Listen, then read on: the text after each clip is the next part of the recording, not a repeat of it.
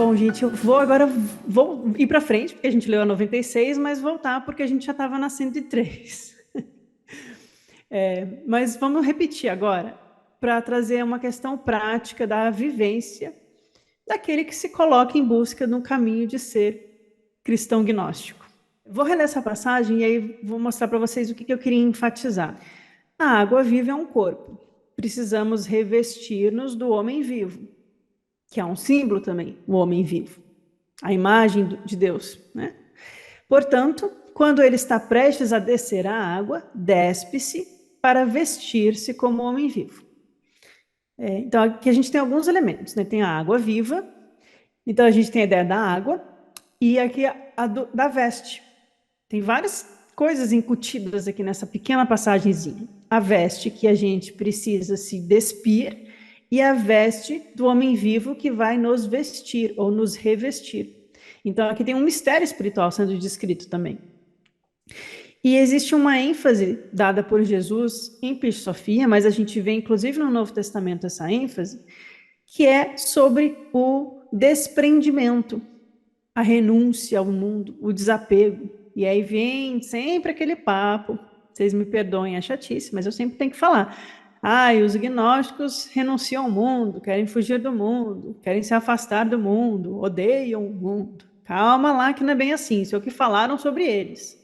Existe sim uma visão negativa sobre o mundo, porque existe o corpo como caverna, como cárcere, os arcontes como ladrões ou como carcereiros, né? Mas isso é um mito, a gente tem que entender o que esse mito está querendo dizer sobre a nossa existência aqui nesse mundo.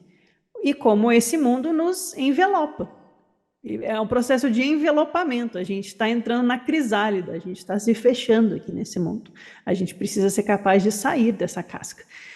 Então, quando a gente fala de gnósticos, se renunciar ao mundo, inclusive a gente viu numa passagem anterior, que eu vou querer achar agora, pronto. Aqui, essa passagem que a gente tinha visto, a 98, que sobre desprezar o mundo, desdenhar o mundo, perceber que o mundo é como um jogo. E aí, quando a gente faz isso, quando a gente despreza, não no sentido de odiar, mas no sentido de desprendimento, de não ser afetado pelo mundo, né? Quando a gente percebe que esse mundo é um jogo, aí a gente é capaz de se desapegar da força que esse mundo exerce sobre nós. Não é entrar numa nave e sair desse planeta. Não é sair desse mundo fugindo, não é morrer e nunca mais reencarnar. Até porque quem morre e não tem acesso aos mistérios volta. É obrigatório voltar. Até os regentes lá, os arcontes, se enfiam num novo corpo e falam, tenta de novo. É isso que está lá no Pisce Sophia. Então, esse desprezo do mundo, essa renúncia ao mundo, esse desapego, uma coisa super ensinada em tradições orientais, por exemplo. Então, essa ideia que os gnósticos trazem está em ressonância com a tradição platônica, do mundo como uma caverna, que a gente precisa aprender a sair para depois voltar, mas voltar iluminado pelo sol. Ou do budismo, o samsara, o mundo que a gente está preso pelo monstro de Mara, preso pelas correntes da ignorância. O demiurgo não é a ignorância cega, que é o nosso grande carcereiro? Então a gente vai fazendo aqui algumas correlações, entendendo que os gnósticos estão falando desse mundo como a forma como a gente se relaciona com ele. A forma como a gente se relaciona é tóxica, é condicionada, é uma prisão, nos faz mal, nos causa sofrimento. Porque a matéria tem um poder de obscurecer, de gerar esse limite para nós. E a partir do limite, a gente descobre a nossa própria força de nos libertarmos a nós mesmos. E aí é capaz da luz do Cristo brilhar em nós. Então a gente tem esse movimento muito enfatizado por Jesus sobre a renúncia e sobre o desapego, que é, em tradições orientais, no yoga, no budismo, também um ponto fundamental do caminhar espiritual de qualquer um que se coloca nessa busca, nessa senda, nesse intuito de encontrar a sabedoria, né? Então, algumas coisas vêm a nós quando a gente pensa nisso. O despir-se, o despir-se para mergulhar nas águas, e o revestir-se do homem vivo. Homem vivo que é uma referência ao Filho do Homem, ao Cristo, ao Logos, ao autogerado, essa força do Cristo, o Cristo como a imagem do Pai. O Pai, ele está em repouso, o Pai é a unidade, o Pai, ele não tem dualidade. Quer dizer, o pai e mãe tem, mas assim, o uno não tem dualidade. É preciso que haja aquele que manifesta, a luz que vem ao mundo, a imagem que brilha, a imagem que carrega o reflexo, a emanação perfeita daquilo que realmente somos. E como nós fomos feitos a essa imagem, quando nós nos tornamos o antropos universal, quando nós nos revestimos do homem vivo, nos tornamos homens perfeitos na linguagem de Jesus, que não tem nada a ver com gênero, homem ou mulher, mas ser o antropos divino, nós temos dentro de nós toda a totalidade desse universo, todas as qualidades do um, todas as virtudes, todas as luzes, toda a sabedoria, toda a gnosis. A gnosis é o conhecimento vivo que nos liberta, porque nos mostra a verdade da realidade. Então aqui a gente tem esse movimento na tradição gnóstica do perceber a sombra do mundo, perceber a mistura, aprender a discernir o joio do trigo, separar a luz das trevas, e fazendo esse movimento a gente é capaz de tirar aquilo que não nos pertence, porque isso pertence apenas ao mundo, ao rei deste mundo. Jesus fala dos dois reis, e a gente pode então se vestir com as vestes de luz, as vestes de glória, que é as vestes do próprio homem vivo que nós somos. E aí nós nos tornamos como Cristo.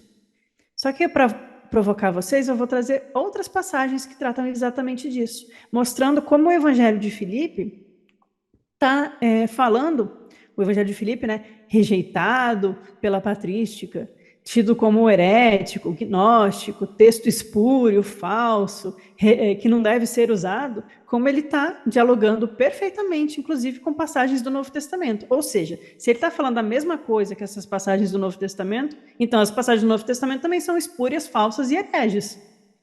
Uma coisa ou outra. Ou você assimila, ou você rejeita os dois. Então veja a hipocrisia aí, né? Mas vamos chegar lá. Primeira coisa engraçada. Isso é só para conhecimento de vocês, porque talvez vocês possam ver por aí algum dia. Então vamos só dar a referência. Existe um texto que não é gnóstico, não está aí na Grammade, que é o Evangelho Secreto de Marcos, que tem uma autoria aí contestada e tal. É um texto meio esquisito. Mas nesse texto tem é mais narrativo, tipo bíblico, conta uma historinha. Tem essa descrição de que quando Jesus é capturado, ele aparece nu e tem um outro homem com ele que está nu, só envolvido numa tanguinha no lençol, e esse homem sai correndo pelado. Existe essa passagem no Evangelho Secreto de Marcos. Então aqui eu trouxe, não para fazer chacota com o texto, mas porque é uma referência a um homem nu, no momento que está com Jesus, ele está nu. É claro que as mentes materialistas de muitos acadêmicos e comentadores vão começar a discutir, igual fizeram lá com o Evangelho de Tomé, no dito 114, que Jesus fala que vai tornar Madalena homem, né? Sem conhecer a tradição espiritual que fala sobre esse homem celestial, sem conseguir correlacionar com as outras passagens do mito gnóstico. Aí que é isso? Jesus vai virar Madalena ser homem? Fazer Madalena ser homem? Ah, Jesus era machista. Não, mas o machismo da época. Aí fica aquele... Eu já vi uns 3 artigos acadêmicos discutindo só essa passagem. O machismo no mundo antigo, no Evangelho de Tomé e tal, Madalena homem e tal. E ninguém entende, porque parece que ninguém tem a base gnóstica, né? Desculpa, eu acho que eles não estão entendendo. A mesma coisa aqui.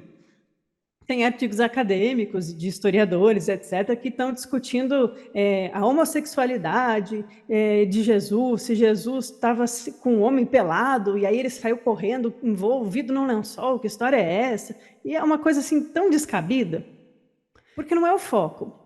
A gente tem que entender a linguagem que Jesus usava, a linguagem do texto bíblico, a linguagem dos apócrifos, e aí, fazendo essa conexão, a gente vai entendendo realmente o que está acontecendo. Se a gente pega o trecho solto, vira uma besteira qualquer, né? Então, essa é a passagem. Então, tem essa alusão, né? E no Evangelho de Marcos, não o secreto, o apócrifo, que não é apócrifo gnóstico, mas no próprio Evangelho de Marcos, no Novo Testamento, tem que quando Jesus foi preso, ele estava com um jovem envolto num lençol, que saiu correndo nu pelo horto. Tem aqui um horto, né? A cena que eles estavam. Mas a gente tem um outro que também sai nu, envolto num lençol. Em João, no Evangelho de João, só que é o Lázaro. Que ele sai do túmulo, nu, envolto em um lençol. Mas temos mais. Vejam só, a gente já viu, vocês estão lendo, vocês estão estudando com a Jane lá no Gelux, O Evangelho de João, né? A figura de Lázaro, quem é Lázaro? O nome, o nome do batismo espiritual de Lázaro, a tradição dos batistas, Yohanan, né? E basta a gente ler com se a gente já tem um mínimo de base, de critério, qualquer pessoa com inteligência lê o Evangelho de João e percebe que aquilo lá não é uma história de um milagre de alguém que estava morto há 3 dias, já estava até cheirando mal e de repente Jesus foi lá e fez ele voltar à vida, né? Fica claro que tem o simbolismo de uma iniciação de um rito, como nos egípcios tem as iniciações nas tumbas, nas catacumbas, que você fica um tempo e aí você tem que despir-se de quem você é, e você volta um homem novo, você renasce, né? Mas no próprio Evangelho de João, não estou nem falando de gnóstico, gente. Jesus vai lá e está todo mundo chorando. Por quê? Quer dizer que foi assim? Não. Provavelmente teve uma referência de algo que aconteceu, a iniciação de Lázaro, que tem o despir-se, tem o sair do túmulo. O que é o túmulo para os gnósticos? É o estar morto, estar preso no corpo regido pelos arcontes. Quando você sai desse túmulo, você sai desnudo para receber a sua primeira veste de luz. Você está passando por uma iniciação espiritual. Então, não quer dizer que Lázaro estava enterrado, morto, se decompondo lá na caverna e Jesus foi lá e arrancou ele pela mãozinha e falou: vem e viva.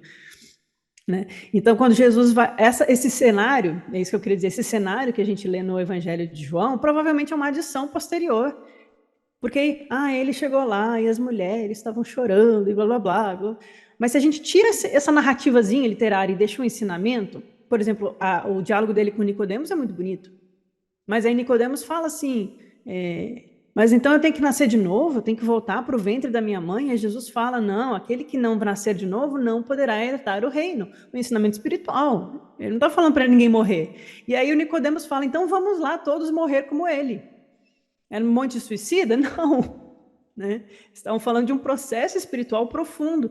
Então aqui, novamente, a gente vê Lázaro sai do túmulo do corpo, ou seja, desperta daquilo que obscurecia. A força dos arcontes é do esquecimento, do torpor mental, da ignorância, do vício das paixões, aquilo que nos fecha a mente.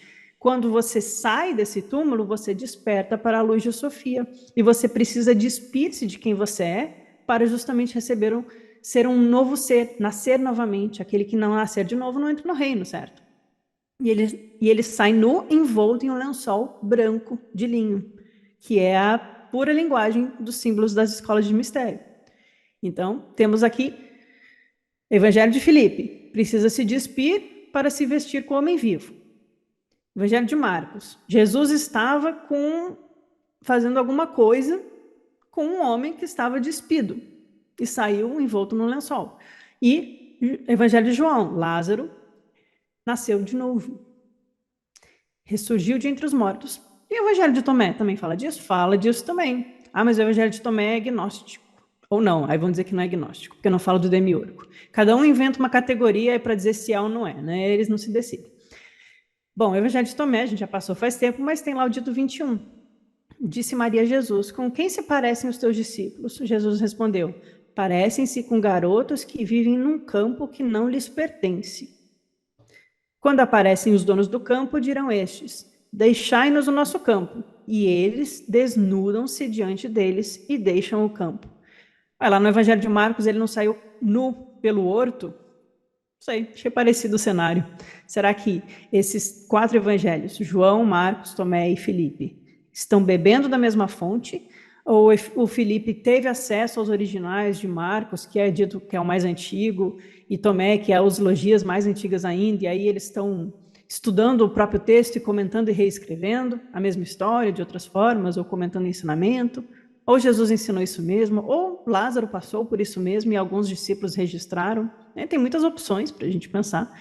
Mas veja que a linguagem é a mesma, o cenário é muito semelhante, e é sempre esse desnudar-se e deixar aquilo que não nos pertence. Os garotos que vivem no campo que não lhes pertence. A gente vive num mundo regido por um rei que não é o nosso rei, não é o rei dos reis lá do Hino da Pérola. É o rei desse mundo, o Mamon lá de Jesus, né? Ou o falso espírito do demiurgo. Quem é o rei aqui dos gnósticos? Né? O demiurgo. Mas a gente tem que deixar esse mundo. Isso é o deixar o mundo para os gnósticos, né? Não é fugir dessa vida. Mas a gente precisa, antes disso, desnudar-nos para a gente poder ser iniciado, para a gente poder se tornar vivo, vestir-se com o homem vivo. E aí vamos para o Paulo. O Paulo também falou disso. Então já vamos para o quinta referência, mesma linguagem. Só que o Paulo vai dar um outro tom, que é o tom da renúncia também. Mas vejam que é o movimento de despir-se do mundo, renunciar ao mundo, desprezar o mundo, como estava na passagem anterior lá do Evangelho de Filipe. Então, em Colossenses 3:9, não mintais uns aos outros. Então, aqui é a questão de não praticar as paixões, os vícios, né? Não mintais, pois já vos despistes do velho homem com suas atitudes. Prestem atenção no voto que vocês fizeram, no caminho que vocês se colocaram. Vocês já começaram o processo de se despir do velho homem com suas atitudes. A importância das atitudes e não da mera crença. E vos revestistes do novo homem. É o que está lá no Evangelho de Filipe. Revestir-se do homem vivo, que se renova para o pleno conhecimento, segundo a imagem daquele que o criou. Como é que é? Pleno conhecimento, plena gnosis, segundo a imagem de Deus? Revestir-se do homem vivo, aquele que tem a imagem do um, com plena gnosis. Linguagem gnóstica aqui.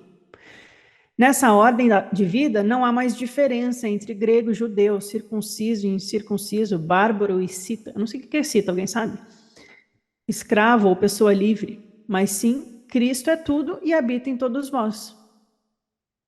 Olha só, ele não está fazendo distinção entre as pessoas. Não importa se você é grego, se você é judeu, se você é egípcio, se você é celta, se você é sírio, se você fez ou não a circuncisão, passou pelo rito religioso ou não. O que importa é você perceber a presença do Cristo que habita em todos vós. Se você faz isso, você se despe do homem velho e se torna pleno de conhecimento, segundo a imagem do homem vivo.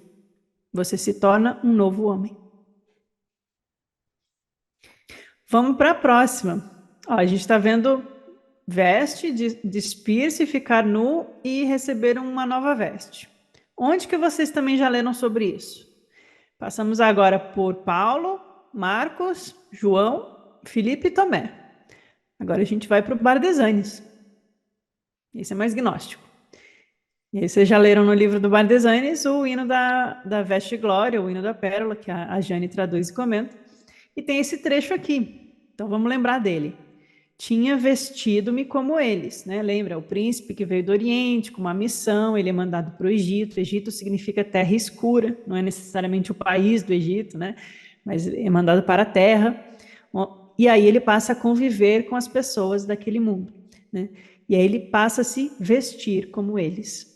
Então tem as vestes, de forma que não pudessem supor que eu tivesse vindo de longe, o estrangeiro aqui, né? A fim de obter a pérola e assim extingarem a serpente contra mim. Aqui é a serpente ruidosa que guarda a pérola. Mas por alguma circunstância eles descobriram que eu não era de sua região. Astuciosamente de mim se aproximaram e ainda deram-me de seus alimentos para comer.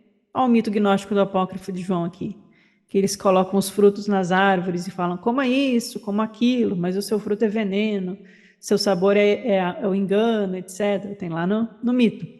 Então ele se veste como eles, primeiro para tentar se disfarçar, mas aí ele vai sendo encoberto pela força dos conterrâneos, dos locais, né? E aí ele passa a comer os seus alimentos. E aí o que acontece quando ele come os alimentos?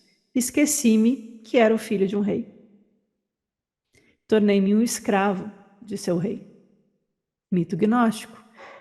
E o Dabaô faz a gente beber do esquecimento. E aí os arcontes passam a ter domínio sobre a nossa alma. Esqueci tudo referente à pérola pela qual meus pais me haviam enviado. E devido ao peso de seus alimentos, ou seja, os alimentos desse mundo, caí em um sono profundo. E aí passam algumas coisas, e aí no final, assim que peguei a pérola, voltei à casa de meu pai conduzindo-a. As vestimentas sujas e impuras deles eu as tirei e deixei em suas terras. Dirigi meu caminho de onde vim, para a luz de nossa morada, a terra do sol nascente. O poema é muito bonito, né? Tem muito mais elementos simbólicos para falar com a nossa alma, está lá no livro do Bardesanes, mas vejam que é exatamente a mesma linguagem e a mesma simbologia que é usada. O vestir-se do mundo faz a gente esquecer e se tornar escravo, porque o peso do alimento do mundo faz a gente passar a servir a um rei que não é o nosso rei. E isso faz a gente cair em sono profundo. Mas é preciso se despir e abandonar as vestes para poder voltar à terra do sol nascente. Vejam se não é muito parecido com a passagem do Evangelho de Tomé. Dos garotos que vivem num campo que não lhes pertence, aparece o dono do campo e eles tiram as suas vestes, deixam no campo e partem. Igual aqui no mito, ele deixa as vestes para trás e parte de volta para a sua terra. E quando ele parte de volta para essa terra, o que acontece? Ele recebe aquelas vestes de luz, incrustada com ouro e diamantes e feitas sob a medida perfeita, exatamente na mesma medida de sua alma, né? É outra veste, aquela veste branca que o homem nu é envolto depois que ele se despede do homem velho. Mais um exemplo, voltando para o Novo Testamento, Coríntios 2. Vejam como tem passagem parecida sobre esse tema. Jesus deve ter ensinado muito sobre isso. Por isso também gememos. Gememos, né? Lamentamos, sofremos. Desejando ser revestidos da nossa habitação, que é do céu. A saudade de casa, a nossa habitação, que é a terra de onde viemos, né? Se, todavia, estando vestidos, não formos achados nus. Porque também nós, os que estamos neste tabernáculo, gememos carregados, não porque queremos ser despidos, mas revestidos para que o mortal seja absorvido pela vida. Deus nos preparou para isso, pois nos deu o Espírito. Mas a ideia é, precisamos, não é porque a gente quer ser despido, mas a gente está aqui gemendo porque a gente quer ser revestido pela vida. O mortal, ele vai ser absorvido, né? E se tornar imortal. Essa ideia do absorver aquilo que é inferior e elevar, tornar superior. Não é eliminar o inferior, mas absorver para o superior. E por isso a gente tem o Espírito. O Espírito iluminando a alma é capaz de tornarmos-nos vivos, né? Absorvidos pela vida. O mortal torna-se vivo. Mas tem a questão do estar vestido e ser achado nu e ser revestido, mesmo no movimento. Talvez Paulo tenha aprendido com os mesmos que estavam ali, com o Evangelho de Tomé, com o Evangelho de Filipe, com o Evangelho de João. Vai ver, Jesus de fato ensinou isso. Agora em Mateus, 6 dias depois, tomou Jesus consigo, aqui é a historinha, Simão, Tiago e João, seus discípulos importantes. Não é qualquer um, Simão, Tiago e João. Tiago, seu irmão, João não é irmão. E os conduziu em particular a um alto monte. O que é conduzir os discípulos a um alto monte? É levar as consciências dele a um estado em que espiritualmente ele consegue transmitir alguma coisa mais profunda, da ordem dos mistérios, né? Não é que eles subiram a montanha, podem subir, eu adoro fazer hiking, caminhada na montanha, é uma delícia, mas eu acho que não é necessariamente isso, porque a linguagem que Jesus usa de subir ao Monte das Oliveiras é sempre para se referir a uma experiência espiritual. E aí, ele transfigurou-se diante deles, o seu rosto resplandeceu como o sol e suas vestes se tornaram brancas como a luz. Aqui os discípulos passam a ver a verdadeira veste de Jesus. E aí é engraçado, né, que essa passagem aparece Moisés e Elias. Como é que será que eles apareceram? Elias não era o João Batista? Aí a gente está falando realmente de planos espirituais.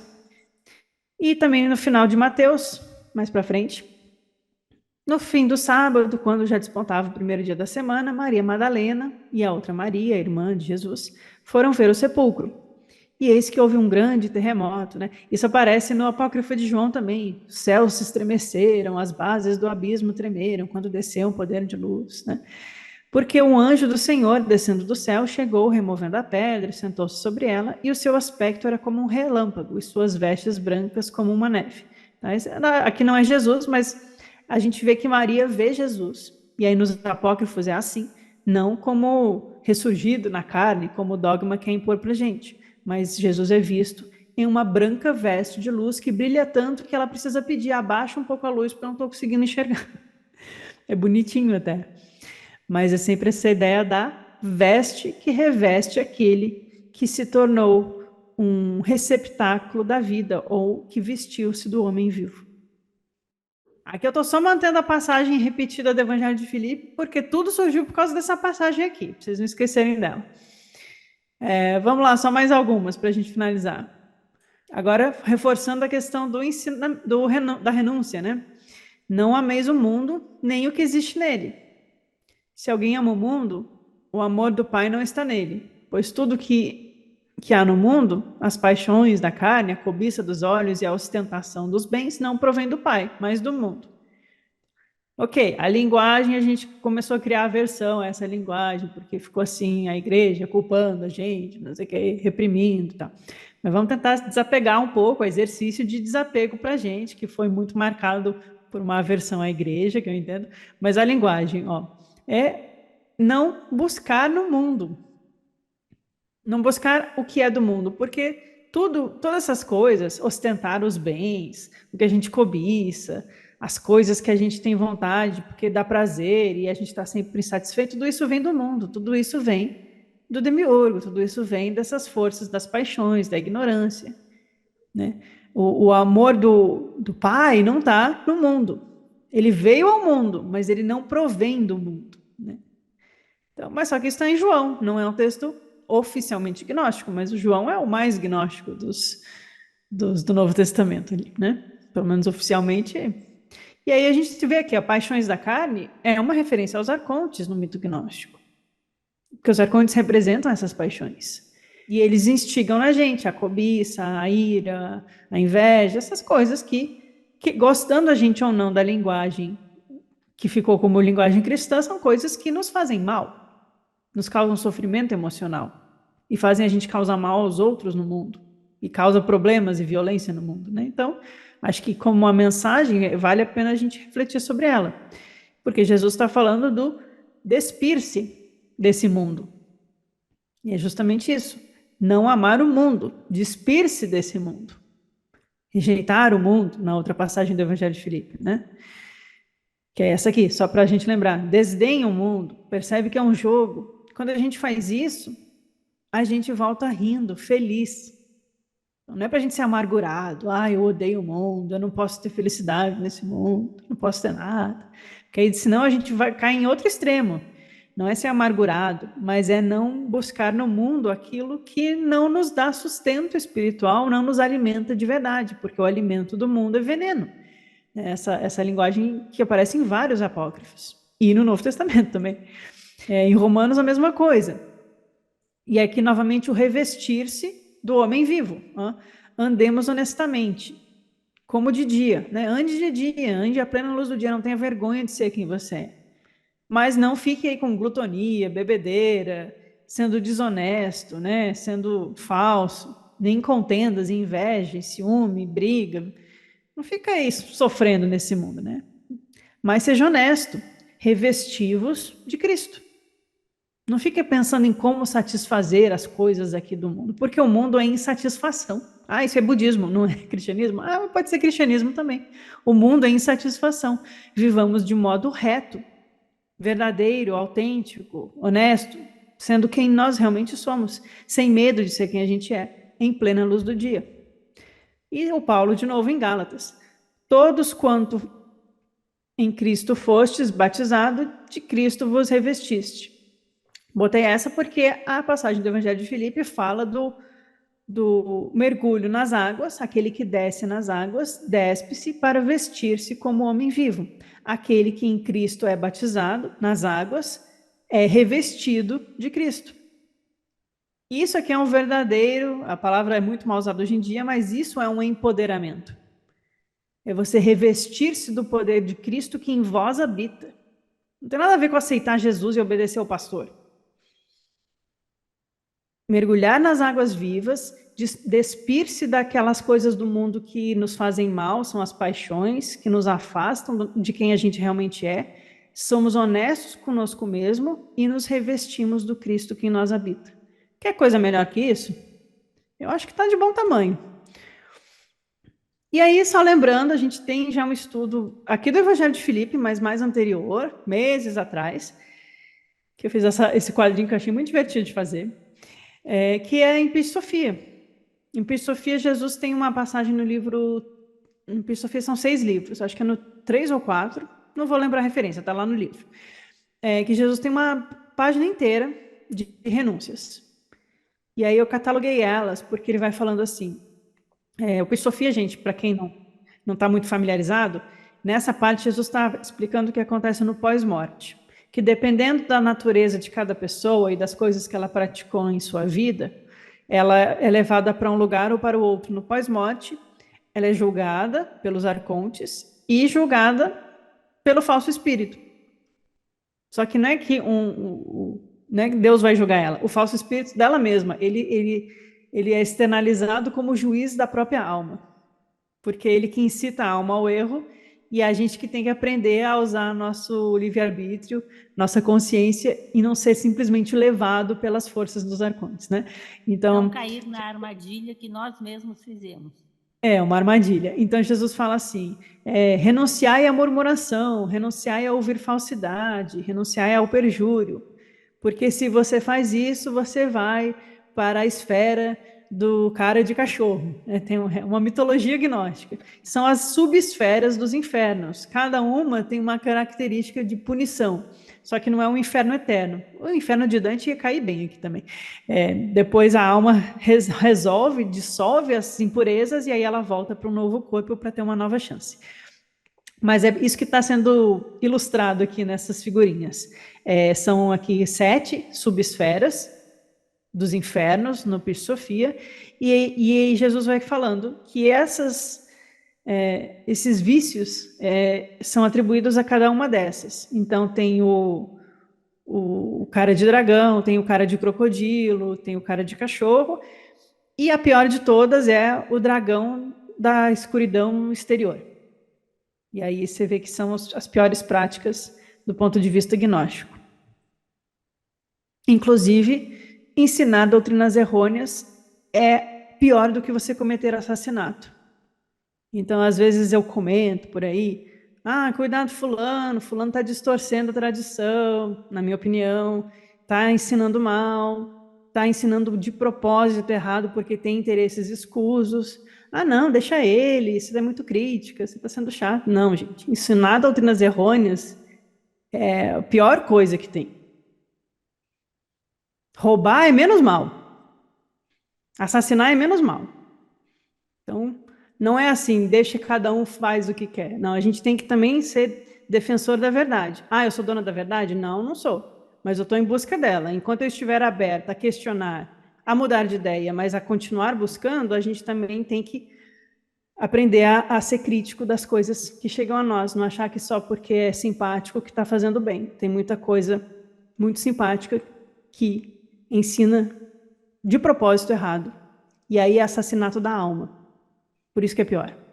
Você assassina uma encarnação de uma pessoa quando você encaminha ela para um caminho que não tem fim. Ou que vai levar ela para se tornar pior do que ela estava. Né? Então é complicado. Mas, parando meu parênteses aqui, é isso que Jesus está falando em Episofia. E aí ele vai falar das renúncias. Então, o desapego do mundo, o desapego das paixões, o que o Paulo aqui estava falando. Não fica cultivando a inveja, a ostentação de bens, a ganância, a luxúria, não sei o quê. E Jesus também está falando disso nos apócrifos, em Episofia. Então, vamos só lembrar aqui o que é para a gente renunciar. Murmuração, falsidade. Então, não tem que achar bom ficar ouvindo maluco, tocando flauta para maluco dançar. Vamos renunciar, inclusive, ao nosso desejo de ficar ouvindo o maluco dançando aí no YouTube, falando falsidade. Maledicência, perjúrio, cobiça, apego ao mundo. Renunciar à gula, esse aí é difícil para mim, eu gosto muito de comida.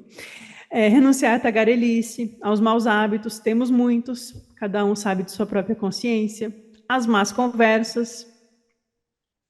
Renunciai à violência, renunciai à calúnia, às disputas e litígio, né? Ficar querendo ter mais do que precisa, aquelas coisas de herança também tem isso aí, né?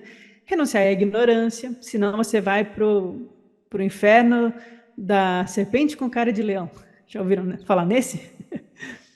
Renunciar às más ações, à raiva, ao adultério, causar danos, não causar dano aos outros, consciente de que está fazendo dano, que é pior ainda, né? De propósito. Renunciar ao orgulho, inclusive o orgulho de querer estar certo, isso vale para mim também.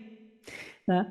Renunciar à arrogância, de estar fechado, achando que sabe tudo e não aceitar ouvir nada novo só porque balança as suas crenças pessoais e o seu senso de identidade. Se eu não acreditar nisso, então quem sou eu nesse mundo? Será que tudo que eu estudei eu vou ter que jogar fora? Será que aquelas práticas doidas lá que eu fiz que me fizeram mal eram tão ruins assim, né? A gente tem que, cada um, colocar na consciência. Renunciar à pilhagem, que é o acúmulo de bens, né? Desnecessários, né? A maldade, a ira, praguejar, roubo, assassinato, crueldade, impiedade. Aí é aquela crueldade mesmo, né? Porque, veja, causar dano, às vezes a gente causa sem querer, violência, às vezes a gente é violento por descontrole emocional. Tem que aprender a ter autocontrole emocional, tem que fazer terapia, tem que lidar com os próprios calos, né? Mas às vezes não é de propósito. Agora, crueldade é aquela vontade deliberada de fazer um mal ao outro, é uma coisa meio psicopata, né? O abuso sexual, no Pisofia está o dos meninos, né, que tem lá a pederastia dos gregos, né, que pegavam os meninos, não vamos entrar nisso, mas tem essa referência lá no Pisofia, e feitiçaria. Então, ficar aí fazendo magia para isso, magia para aquilo, que é diferente da magia para cura, ou a magia divina, ou a invocação dos poderes de luz, tem outras formas de magia, né? Mas a magia feitiçaria, que hoje em dia está até na moda, mais do que 10 anos atrás, eu estou assustada com o aumento das bobagens que eu tenho visto por aí, também é uma coisa grave para a alma, porque marca a alma. Marcas kármicas, aqui não é porque Deus vai te punir, tenha medo de Deus, né? A linguagem judaica ficou um pouco assim, né? E Jesus está repetindo isso. Mas é a gente entender na prática o que isso acarreta para a nossa alma. E ensinar doutrinas errôneas. Então, renunciai. O ensinamento de Jesus é renúncia. Despir-se do velho homem. Desprezar o mundo. Não se alimentar das coisas do mundo. Não achar que isso vai satisfazer a sua fome de vida, de justiça, de verdade. Renunciai. E aí, para a gente dar um respiro, depois de falar dos infernos e das coisas ruins, eu vou fechar com passagem da Voz do Silêncio, que é budista. Então, aguentem só um minutinho aí, que é o último slide. A Voz do Silêncio é um texto budista do século IV, traduzido pela Blavatsky no século XIX, não foi escrito por ela, isso eu garanto para vocês. Ela mesma menciona a escola Yogacara, do budismo, de Asanga. Se ela sabia isso no século XIX, porque não tinha livro publicado sobre isso, é porque ela ouviu e ela estava certa. Existe uma escola Yogacara fundada por Asanga no século IV que ensinava essas coisas. Então, é uma ponte muito importante para a gente ver. Ó, Jesus está enfatizando muito a renúncia, o despir-se do mundo. E aí, lá na Voz do Silêncio, a gente vai ver uma ênfase muito forte também no desapego e na renúncia. Então, renuncia à tua vida, se queres viver.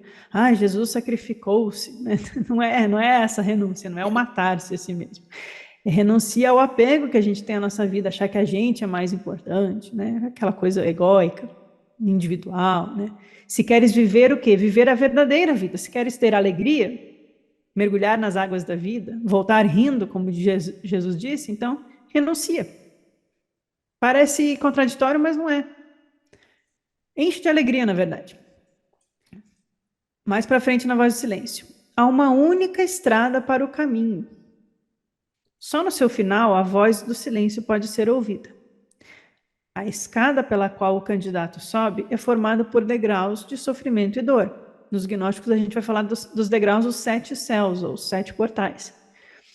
E estes só podem ser silenciados pela voz da virtude, porque é o nome da virtude do arconte que faz ele perder o poder de sombra sobre a nossa alma. Ai de ti, portanto, discípulo, se houver um só vício que ainda não abandonaste, porque então a escada cederá e te derrubará. Até vencer o demiurgo, o Yaldabaoth, o arconte-chefe, Os arcontes lutam contra a nossa alma, tentando capturar ela novamente. O pé dessa escada se apoia na lama profunda dos teus pecados e falhas. E antes que tu possa tentar atravessar esse amplo abismo de matéria, tens que lavar os teus pés nas águas da renúncia. Cuida para não pôr um pé ainda sujo no primeiro degrau da escada. Ai daquele que ousa sujar um degrau com os pés enlameados. O barro, mau e pegajoso, seca, se torna resistente e então gruda os seus pés naquele ponto. Fica difícil. E assim, como um pássaro preso pela isca do caçador astuto, ele fica impossibilitado de obter mais progresso. Ou seja, é legal, é bonito, esses assuntos da espiritualidade, do caminho, instigam a gente, mas calma. Vamos trabalhar os nossos defeitos, os nossos vícios antes, um passo de cada vez. Os seus vícios tomam forma e o arrastam para baixo, porque às vezes a gente acha que a gente não tem muito defeito. Mas aí a gente começa a caminhar, a gente começa a fazer terapia, a gente começa a rever aquilo que está bem guardadinho embaixo do tapete e olha, haja defeito para sair. Então a gente precisa lidar com tudo isso para ter um caminho que aí, o que o Paulo diria, a gente possa sair ao sol, honesto, em plena luz do dia, revestidos de Cristo. Vestir o manto humilde de Nirmanakaya, isso aqui é a linguagem budista para veste de luz, é renunciar à bem-aventurança eterna do eu para ajudar na salvação do homem. Aquele que veste a veste de luz volta ao mundo para continuar ensinando como Jesus fez, por compaixão à humanidade, por amor ao próximo.